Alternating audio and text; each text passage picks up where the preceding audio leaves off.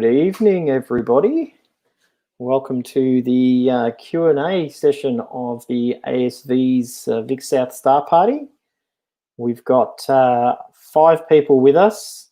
One of us is cooler than everybody else because he's got his shades on, so we'll bring him in first because he's the cool guy. We've got Perry. Hi everyone. Good evening. The reason I'm wearing these, Mark, is because I've not done one of these during the day and it's quite bright here. You got the sun beating in on you, have you?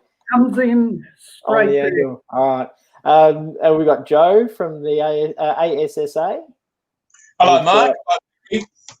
That's right. We've got Colin from the ASSA. Hello, everybody. Welcome. We've got Ross Burner from the ASV. G'day, how are we going? And we have Stuart Beveridge from the ASV. So if anybody get your questions coming in, throw your questions in the comments section while we're waiting for some questions to come in. We might go around starting from my top, from the centre, Perry, just brief explanation of who you are and what you do. And we'll go from Perry to Joe to Colin to Ross to Stuart. Just a little bit of background so people know what your area of expertise is. Thanks, Mark. Hi again, everybody. Thanks for joining us again tonight for the remainder of the Vic South Star Party. My name's Perry Vlahos. I've been in the ASV for a long time.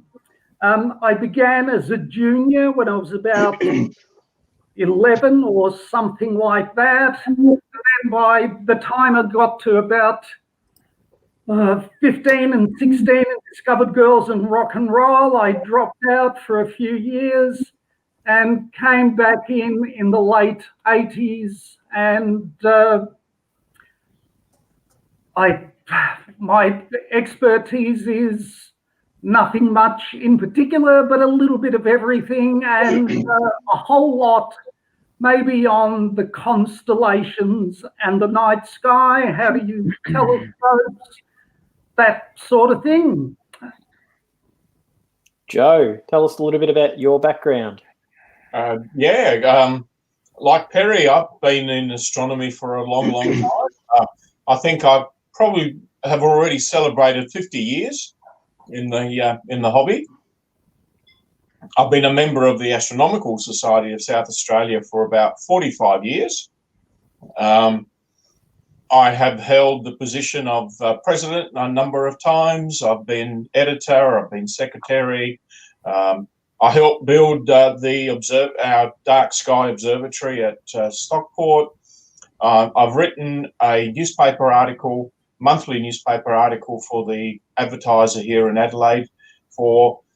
I start next month at 32 years consecutively. 32 years, Joe. 32 years I've been writing my article. Right. And I thought I was doing well with 10 years for the age. Goodness. I'm a visual observer. I don't dabble in imaging at all, although I certainly do enjoy and appreciate the work that the images do, the results that they produce. I always enjoy looking at them. But my love is eye at the eyepiece. I love looking at deep sky objects. Faint fuzzies, as I call them, are my favourites. The further they are and the fainter they are, the more the challenge and the more I like them. So far, my deepest object has been a 15.8 magnitude quasar, 7.2 billion light years away. Is that all? Not too far at all. Yeah, that's all. Colin, a little. 273, Joe. Oh, a long time ago. Yeah, that's one of the easy ones, Perry. I use a 16-inch f4.5 go-to Dobsonian for most of my observing. So do you have to stand on a ladder to get up to the eyepiece? No, my telescope was actually made especially for me, so that when the telescope was pointing straight up, the eyepiece is level with my eye. Absolutely perfect. Colin, tell us a little bit about you. Okay, compared to Joe, I'm a relative newcomer. I've only been in the society since '97, but I've been on the council for most of that time, and I've been the society's beginners counsellor since about 2004, I think. So I think that's why I sort of got roped into coming tonight, because I sort of got a bit of general knowledge on most things. Probably not an expert in anything. I do dabble in astrophotography. I've got my own observatory in the backyard, and that's about all I've got to say, I think, really. I'm looking forward to tonight and answering a few questions. Ross, tell us a bit about you. I've been in the ASV for about 30 years, and my interest is in more the theoretical side of astronomy. I'm the director of the cosmology and astrophysics section, and hold discussions about all sorts of things, the weird and wonderful side of astronomy, particularly things like the Big Bang, supernova, and so forth. There you go. If anybody's got any questions about Big Bang, supernovas, and the like, ask away, and Ross will be able to answer them for you. Hopefully. Stuart, tell us a bit about your background. Thanks, Mark. I joined the ASV nearly 31 years ago because I wanted to make a 6-inch refractor, and people told me it couldn't be done, so that drove me even more to make one. And after I finished that, eventually I became General Secretary of the ASV in 2012. And then this year, I handed that to Mark to take over as General Secretary, and I became Section Director of the Lunar and Planetary Section. So I was very interested in listening to Paul's session this morning. It was a good session. So Paul can tell us a bit about what he does now. Good lead-in.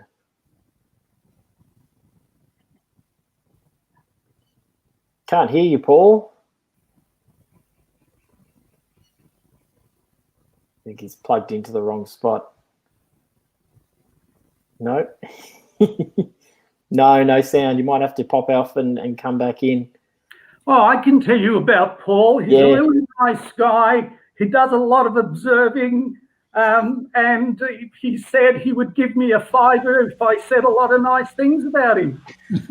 Now, can you hear me? Now we can hear you. There we go. Yeah, it's all right. I just had something set incorrectly. Okay, segue.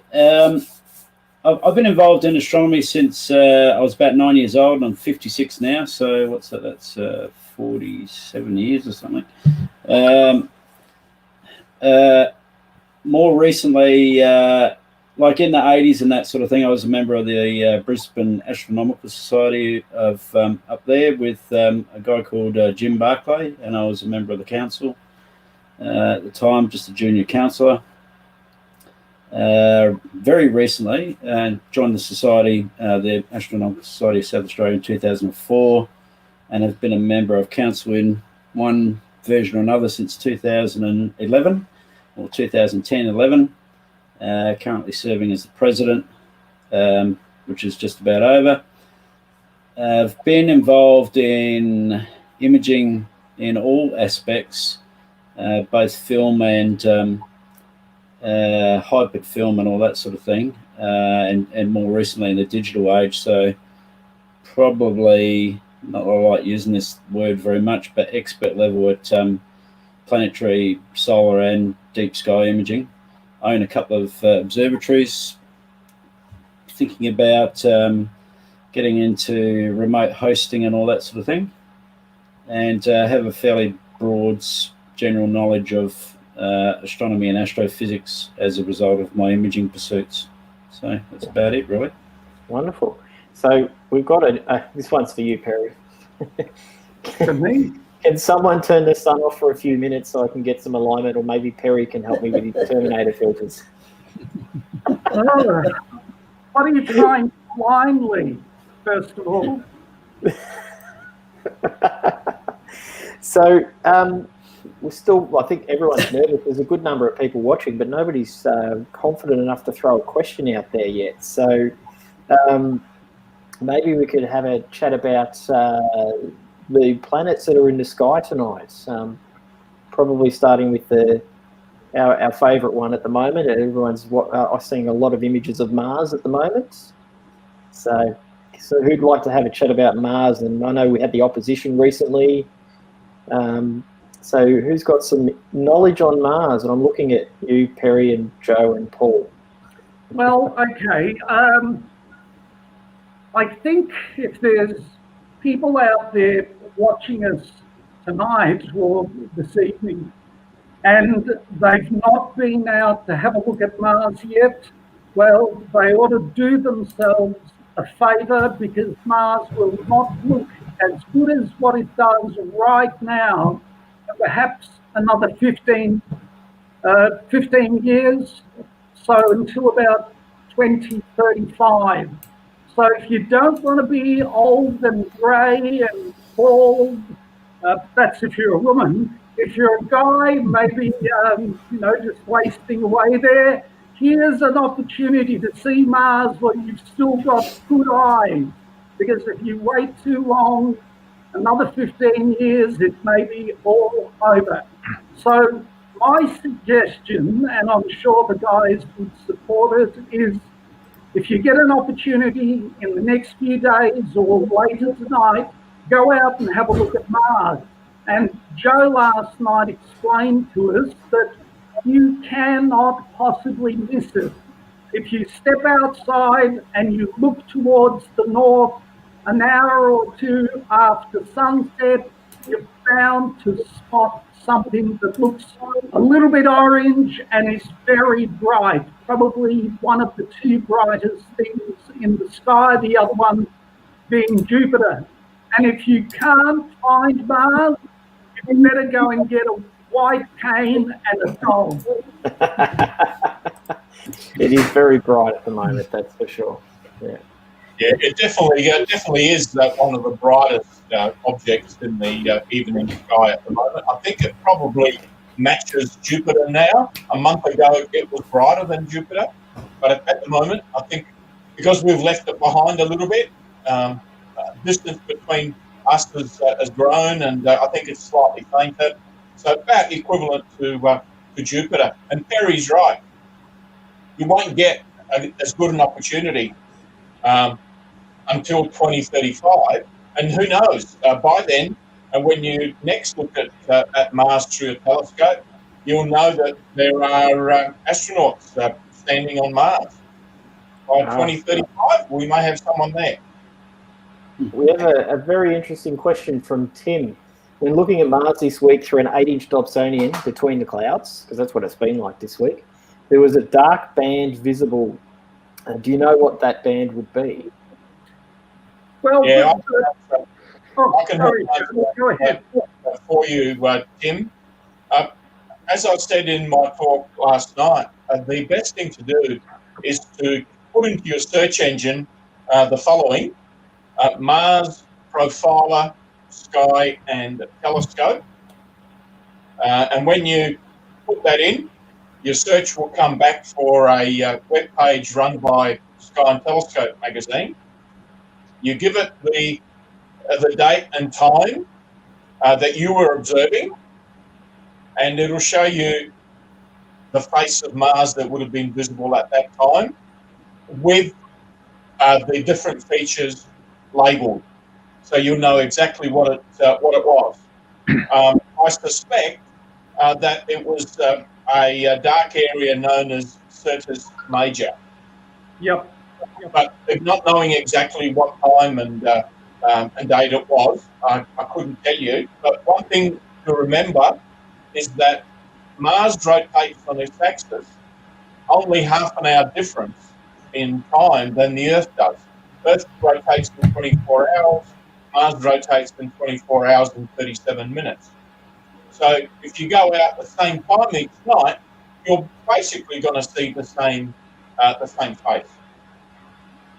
The other thing to perhaps mention, Joe, is that any of those American websites are likely to have an upside down view of Mars. So it's best to check to see whether they're featuring what you've got in your eyepiece. The other element that may be involved there is it could be a mirror reversed image as well, if you've got corrected plates and optics and everything else involved. That can be accounted for, Perry, in the Mars calculator that was just mentioned. Yep. Excellent. I've not been there, so it's good to know.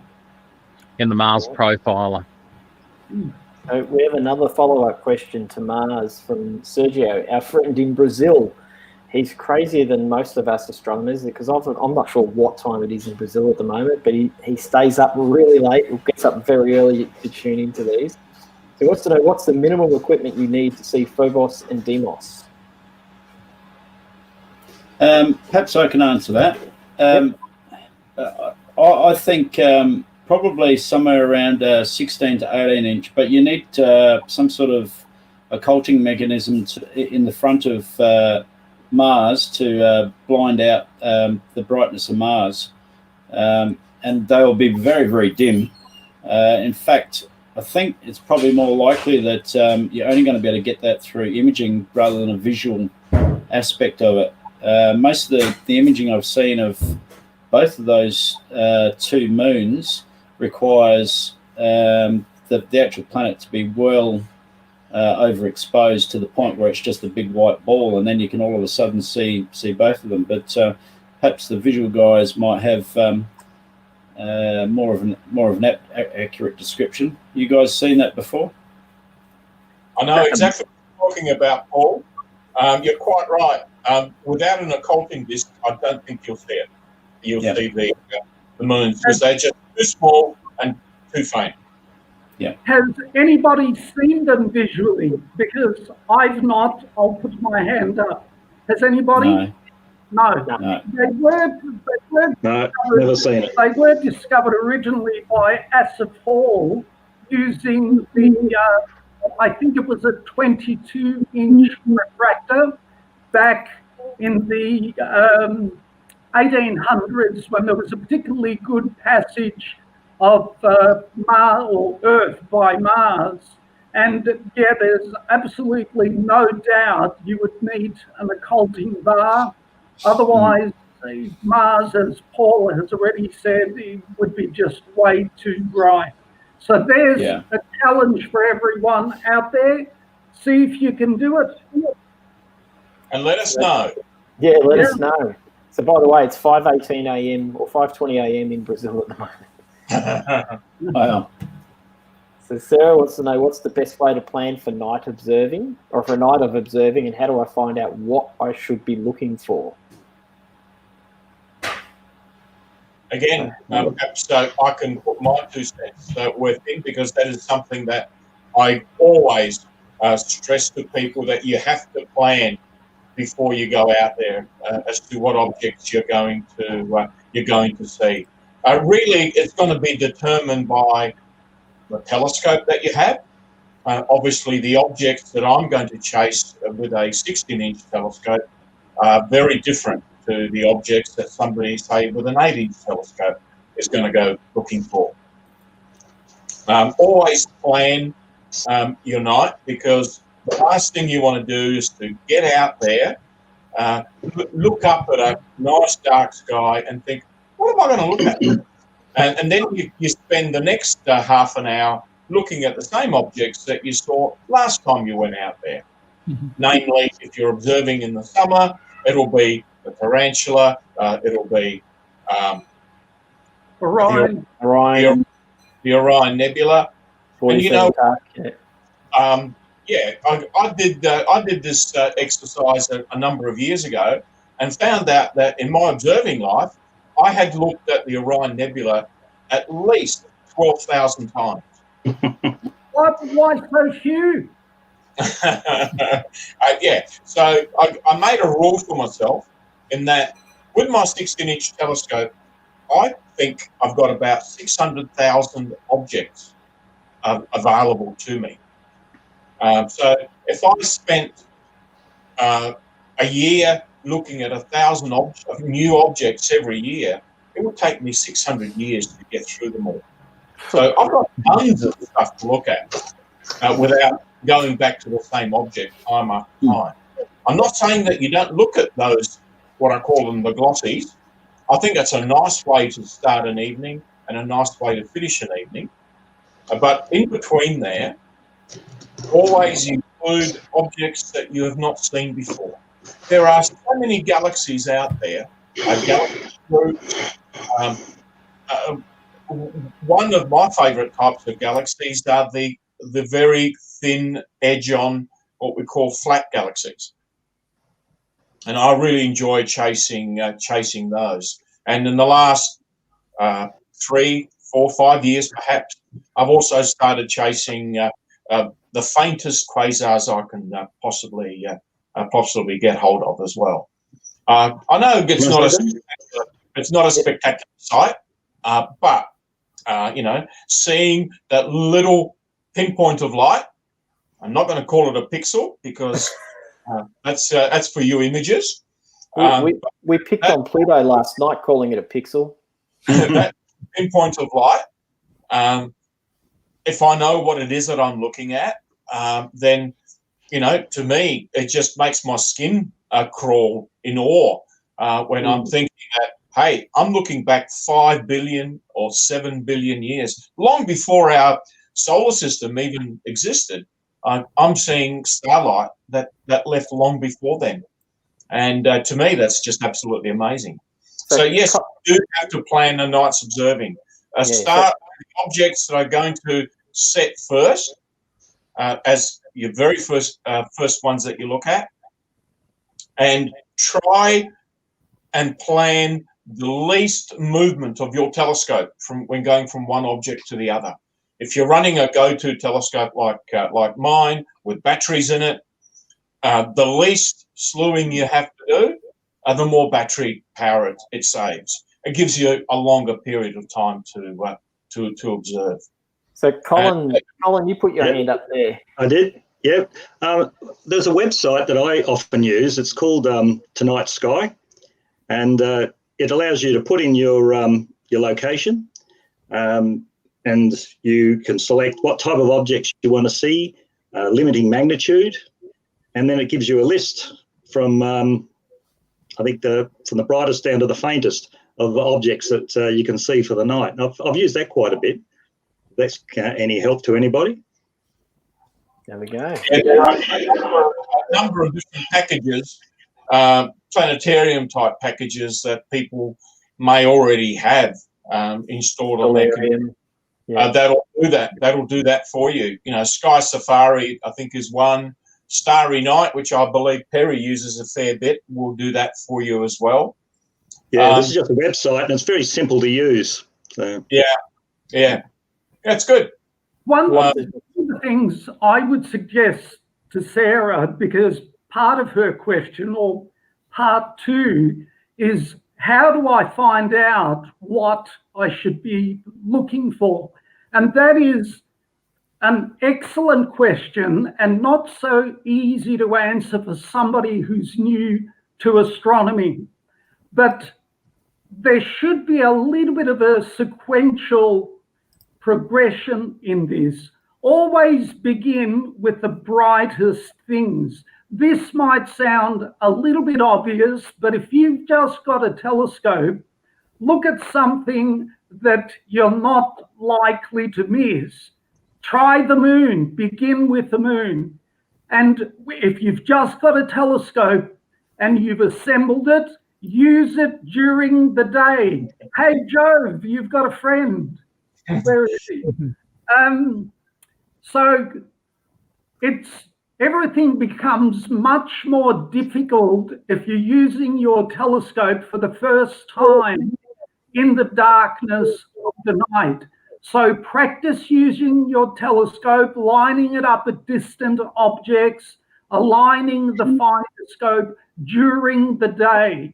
that makes it a lot easier in the evening. So after the moon, go for the brightest planets.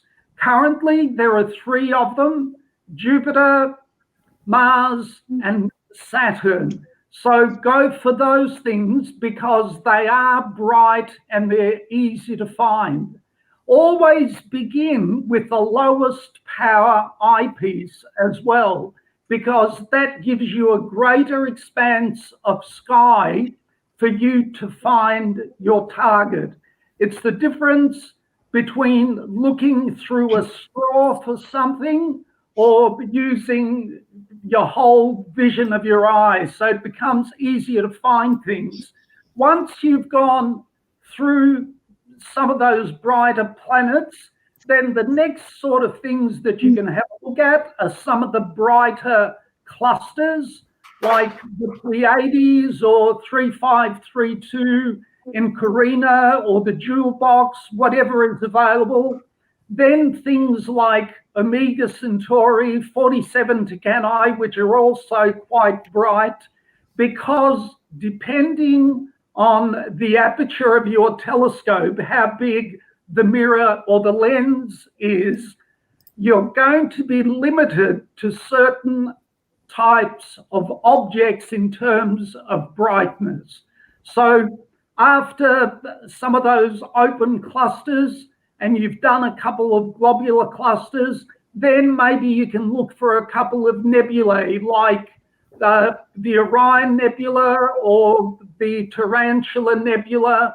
And then once you've discovered what nebulae look like in your telescope, you'll be better armed and more experienced at finding more difficult nebulae, which aren't quite as bright as those 2. Oh, and I forgot to mention Eta Carinae. Ripperita, Eta Carina. I think Paul wanted to jump in as well. Yeah, go ahead, Paul. Just from a learning point of view, if you're new, and it sounds like you are new, you don't really need to or should be looking for anything other than just starting to learn the night sky. So my recommendation is to buy, sorry about the noise, is to buy a planisphere, and they have some objects in the night sky, and you orientate that towards whichever direction you're looking at, and this gets you started. Another good way of you can use that out in the dark, but for planning purposes, you could buy a small book of charts, which will also help. You could also maybe subscribe or buy the local magazine, the Australian Sky and Telescope, and they often have every month an interesting article in there on what objects are available in the night sky. And then that gets you started on learning a bit more about the night sky. The important thing is to learn the constellations. I've been doing it for a long time. I still don't know all the constellations, but you build up a bit of knowledge that way, and slowly over time with some aids from some tools. There's a couple of apps out there. There's some apps that you can either buy or you can download that when you put it up to the night sky, it'll show you what's in the night sky. So they're also very good too. So that's my recommendation, is use available technology that's available if you can. Apps on phones are really good, and they're very popular at star parties because you can show people what's going on or what's available there, and then you might see a number in there, and then you can go and have a bit of a look in that direction, and you might come across it by yourself. All right, so we've got it. Sorry, Mark. Just final thing. This is going to be quite a comprehensive answer for Sarah, so she may have to go back and have a look at the video. But one of the things that I used to do when I got back into astronomy in late 80s, early 90s, was I would read a guidebook, and there are many of those that talk about various objects. And then I got this book Norton's yes. 2000, which is a bit of a classic. And what I would do is I would actually find those objects in the atlas and put pencil marks around them. I don't know whether you can see it there. Yeah, I can see a couple of them. Yep, you got some notes there. So don't be afraid of actually marking stuff into your atlas, because whenever you go outside then, you'll have something that you can look at because you've already marked it in, and all you have to do is look up in the sky. And the other thing is, even if you don't take religiously serious notes about what you're observing in a journal, always put a date and a tick next to an object whenever you've observed it in your atlas, so that you can come back to it in future months, years, whatever, and you can say, oh yes, I remember that, or here's the track of this particular comet that I followed 15 years ago, or whenever it may have been. So don't be afraid to write with pencils so that you can rub it out straight onto the atlas. Cool. So we have another one here from Robert. What should I start looking at with an 800mm focal length refractor telescope? Beginner here, but used a telescope before. What's the aperture? Oh, there we go, Robert. You're going to have to throw another comment in there and let us know what the aperture is. If you don't know that's probably about a 4-inch, maybe a 5-inch, possibly. But could even be a 3-inch. Just from my point of view, I'd be looking at double stars. I'd also be looking at globular clusters or open clusters. Some extended objects like nebulae, even an 800mm scope, you'll be able to see quite a bit of detail in the Orion Nebula, for instance. It's an F8, he said. No. Okay, tell him we want to know the diameter of the lens at the front. The diameter of the lens at the front, Robert, if you can. Get that tape measure out, go and measure it up. Yes, going to be looking at the brighter objects, I think, as you mentioned before. Start with the brighter ones for a scope like that. The moon. Colin, yeah. Also, Robert says he's a beginner, but he's used a telescope before, so he's got a little bit of experience. But yeah, with a 800mm focal length refractor, it's probably an 80mm diameter lens, so working at about f10. It's f8. F8. Okay. So if it's an f8, it's 100mm, a 4-inch. Yeah, that's what I was just going to say. Yeah, a 4-inch refractor. Look, for the planets, it'll be great. For the moon, it'll be great. For some of the brighter glossies like the Orion Nebula, the Tarantula, 47 Tuc, Omega Centauri, the Jewel Box, NGC 253. You're probably not sure where he is, but I won't mention Andromeda in this conversation at all. Robert, you've probably got 3 or 4 years of intensive observing before you start to run out of things to see. There's plenty there for you to have a look at. Perry earlier showed Norton's Star Atlas, the 2000 edition. I think I've got about the 1960 edition. I've got that one too in my library, and I've written all over it from my very early days. For a more experienced observer, there is the Night Sky Observer's Guides. There we go. 3 volumes that covers all the constellations, and it gives you a description of what the objects look like in an 8-inch telescope, a 12-inch telescope, and then a larger 16-inch telescope. So that is a great way to start to plan a night, because if you've got an 8-inch telescope, you can see what the description says and how easy or difficult it is to see in an 8-inch telescope for a particular object, and you can add it to your list. And Mark, if I can be allowed to share a screen for a second, I'll show you how I prepare my observing list. We've got a couple more questions to pop up shortly as well. Sure. All right, let's get that up. Excel spreadsheet. Yeah, from using something like the Night Sky Observer's Guide that I just showed you, some of the computer programs like Astroplanner. What else is there? There's a number of other of these observing planners available as well. I generate an observing list like this for an evening. And this was one for the Vic South astronomy camp that I'd set up back in 2015. And that is my observing list for one night. I usually try and put around about 40 objects in the list.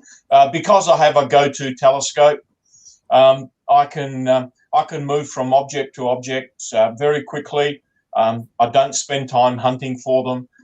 Telescope goes straight to where I want to look at. Joe, hunting for them is most of the fun. Actually, I'll agree with Perry there.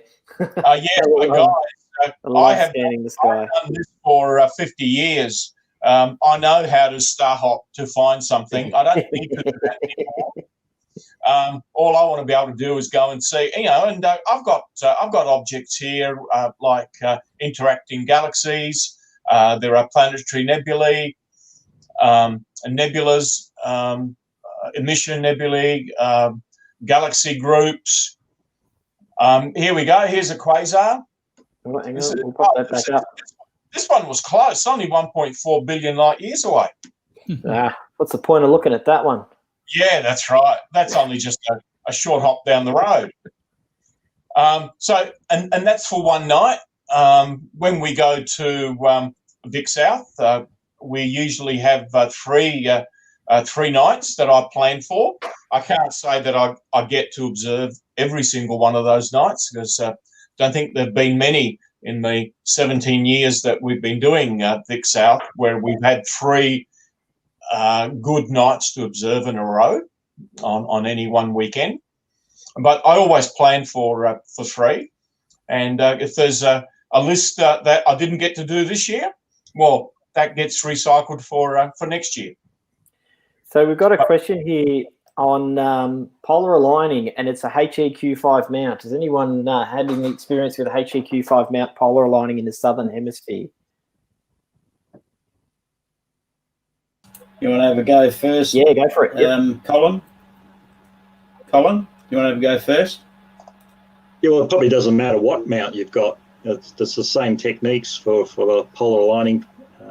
I use Align Master, though I don't have to do it very often with a permanent observatory, but I find that software package Align Master works really well, but I have a feeling it's not available anymore. A lot of people use drift alignment, which is fairly accurate, but time consuming.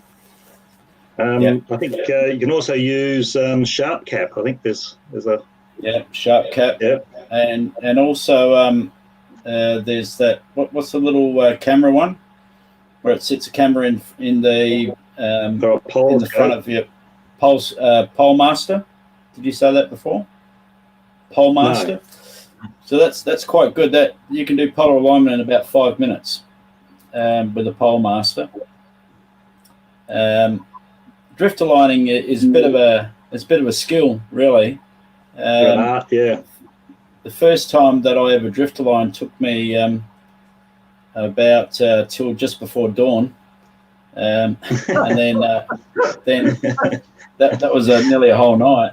But I got pretty quick after a while. So if you do it often enough, you should be able to do full polar alignment to within a couple of minutes of the pole, or a bit less, in about 25 minutes.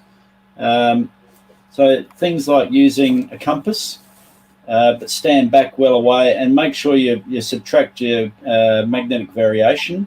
That's going to help with your polar alignment. That'll get you roughly in the right spot. You could use a piece of string and attach that like a bit of a line sort of thing. But I find a prismatic compass works the best. And then there's another tool that's called a Wixie. It's Wixie. It is used primarily for setting angles on circular saws, but they are magnetic and they're very, very handy to set your local declination. So, sorry, your local latitude. So get one of them, and that'll speed up the process to the point where it should, if you do just that and then use some other tool or drift align, it should take you 20 to 30 minutes to get you right into the spot. It depends what you want to do as well. If you're only doing visual or if you're doing astrophotography, how accurate you need it. Yeah, if you're just doing visual, just plonk it on the ground and just point it towards south. Roughly speaking, it's good enough for visual, really, and then do a couple of point alignment. Yeah, wonderful. There we go. So, of course, that advice doesn't work that well if somebody is trying to use one of these go-to telescopes.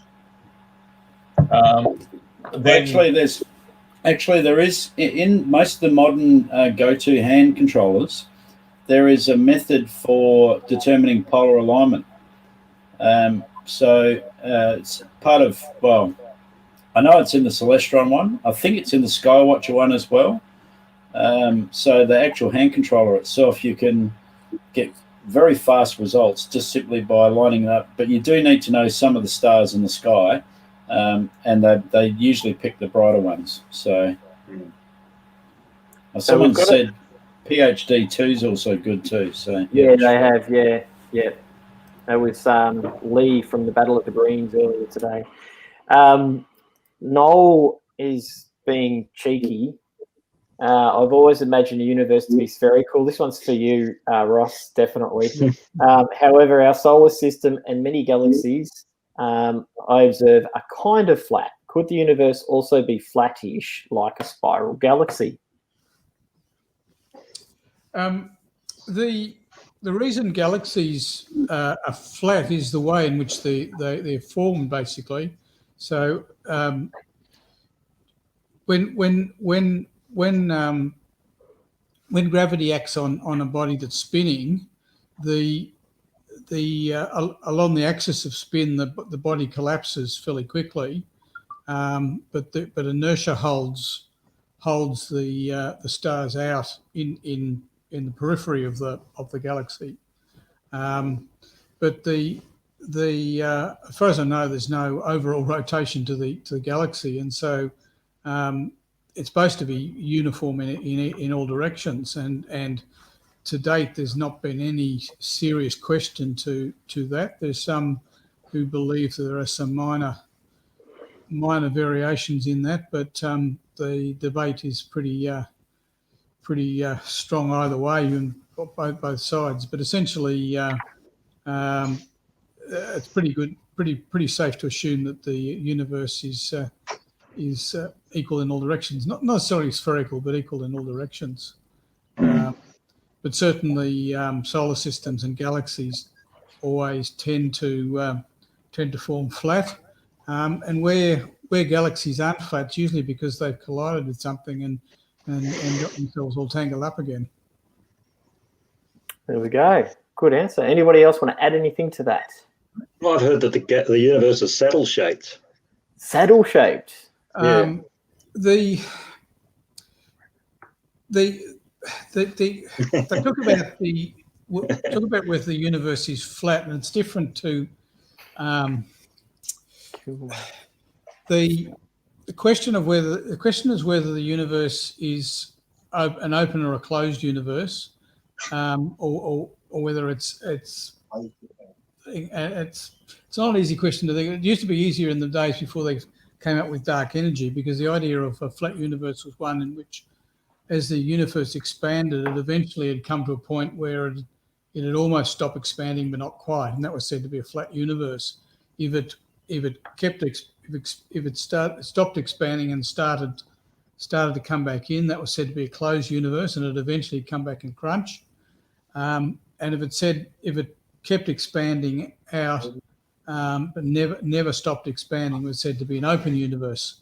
And the interesting thing is, in a flat universe, light travels in straight lines. So the universe is considered to have sort of flat sheets in it, if you like. If the universe is open, light will actually travel on a hyperbolic curve. The problem is that how do you measure whether light's curved or not? And you're using light to measure it. So you're using something that's traveling in a hyperbolic curve to try and measure something that's in a hyperbolic curve, and it's not actually easy to prove. But the saddle shape basically is the shape that light will follow in an open universe. And most people consider the universe is considered to be flat in the sense that light travels in a straight line, although it might be slightly curved, open or closed, but it's certainly not very far off flat. I was doing really well there, Ross. I could almost follow what you were doing and what you were saying, and then I pulled a muscle in my brain and I just lost it. It's a bit like that. I was watching it quite over my head. I know I do that sometimes myself. I shouldn't have mentioned the saddle. Yes. No, it's a good explanation. I'm going to have to go and research that one now. Stuart, I think I've got one for you. Somebody has built, Brian has built a 12-inch reflector, including the mirror. It's approximately 2350 focal length. I do need a ladder. Could I replace it with a shorter focal length mirror and a diagonal? What would be a good figure? Because I know you've built your beast of a telescope.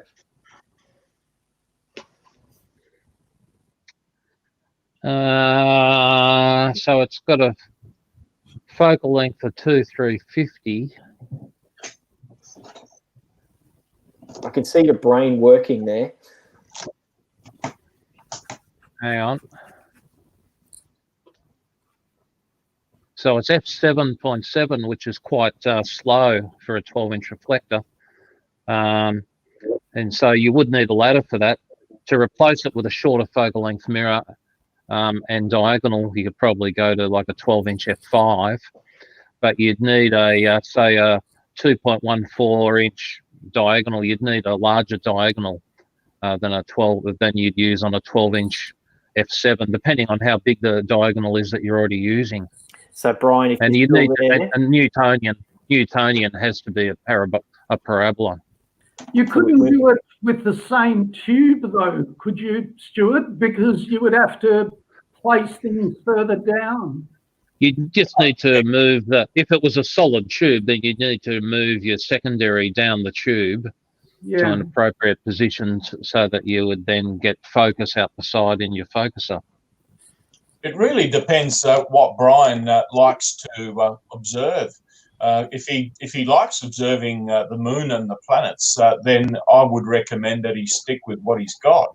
It's going to provide him with a much better image. The smaller diagonal means that he's got more contrast, much better definition. If he's interested in galaxies and deep sky stuff, then yes, certainly go down to an f4.5 or an f5, something like that. But it will mean that he's going to have to regrind and repolish and refigure that. I think he's up for that. He's saying he was looking to shorten the tube. I think the idea is that to change it so he doesn't need a ladder anymore.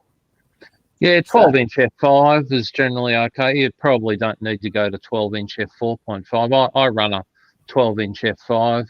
And I'm 182 centimetres, and most of the time I don't need a ladder at all. There we go. Good answer. We've got another one about telescopes. We've got a few about telescopes. Hi, everyone. Great session, and thanks for sharing your vast knowledge.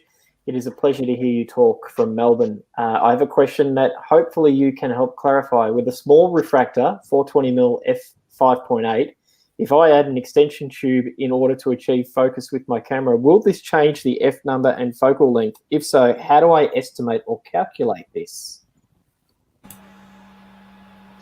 Short answer is no. No to...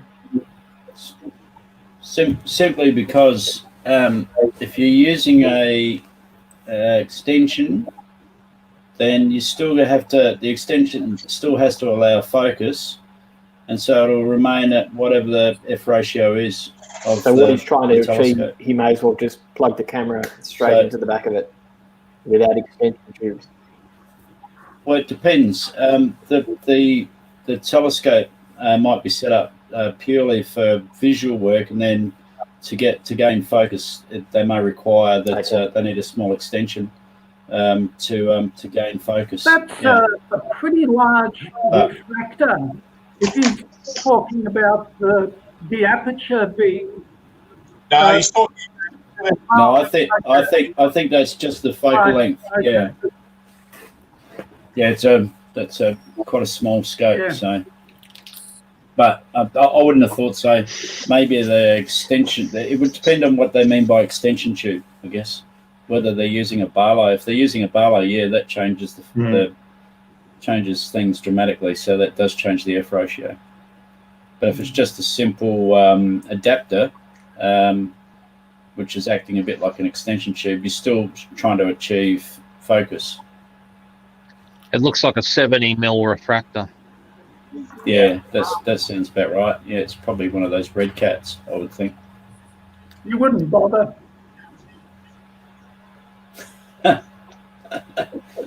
Oh, you could do really large extended objects with that sort of setup. Yeah. So. Perry, I think we've got a question that I think you and Joe can fight over to answer. I think I know the answer. Let me have it. Yeah, I think I know the answer, but I'm going to let you two battle it out. I'm seeing what appear to be stars that have a mate, and they seem to wobble. Does anyone know what they are? I've seen around 10. Stars that have a mate? They look like they've got a mate, and they look because therefore they look like they're wobbling. It sounds like double stars to me. Could be double stars or binaries or... Joe, sounds like double stars in bad steam. Go first and see what happens. The only thing that I can think of is that she may be looking at double stars, and the seeing is not very good, and the image is wobbling all over the place. That is all that I can put that down to. That's what I was thinking. Yeah, that's what I thought. Yeah. Lorraine, I think we need to know whether she means the naked eye or whether she means binoculars or a telescope. There we go. All right, so great. Lorraine, if you're listening, Lorraine, if you could give us a little bit more information on what you're talking about there, we can come back to that one. And if she can give us an example for if she's in Melbourne at the moment, perhaps it's getting darker. You can tell it's getting darker because I've taken my shades off. So not cool anymore. No, well, but that if you can give us an example of a star in east, west, north part of the sky, whatever it may be, I'm really happy to step outside, have a look at it, and see if I experience the same thing. There we go. We can report back. Now, Sergio has a question on Dobsonians. Dobsonians are normally cheaper. Is it because they are inferior to traditional tripods? Oh no, stay away from tripods. If it's your first telescope, don't even go near them. Yeah, we don't like tripods, do we? So there you go, Sergio. Well, tripods are fantastic, so are equatorial mounts, but I would not recommend them for a beginner. You want something that you can just plonk down, put the base on, start observing. So So Can I just interrupt for a moment? That's hilarious. You get really excited, Perry. you about something, and it's a good thing I'm wearing my plastic pants, Paul. I'll tell you. So just a couple of things there, right? Yes, the ones that the department store Newtonians that you see in, like in places like National Geographic shop, etc. They're generally not very well respected as a starting telescope. The reason why the Dobsonians might be cheaper is marketing strategy, obviously. The optics are generally these days quite good in an 8-inch to 10-inch range. They're made in primarily in China and Taiwan, but the optics nonetheless are quite sharp, so they are very good. The only difference is that the store-bought ones tend to look, shall we say, sexier, only because they have what appears to be a lot of bells and whistles. They've got cogs and all that sort of stuff, but that it actually makes them that they're rather inefficient and quite wobbly. So I think that's how I read that, is that you're wondering if they're inferior. Well, Dobsonians with reasonable optics like Skywatcher or Orion or even Celestron or even I don't know. I think Meade still makes Dobsonians. All those optics are very generally quite good, and they're made quite efficiently, and they produce very good star images. So that would be my answer on that. But they don't track. They don't track. You've got to track them with your hand. That's true. Or you can do what I did and make an equatorial platform and plonk it straight on the platform. Then it becomes tracking. You can do that. Right. Tracking is no big deal unless you're doing astrophotography. So No, that's not true. The tracking even on a Dobsonian mount will give you the equivalent of another f-stop, because your eyes aren't continually following the object.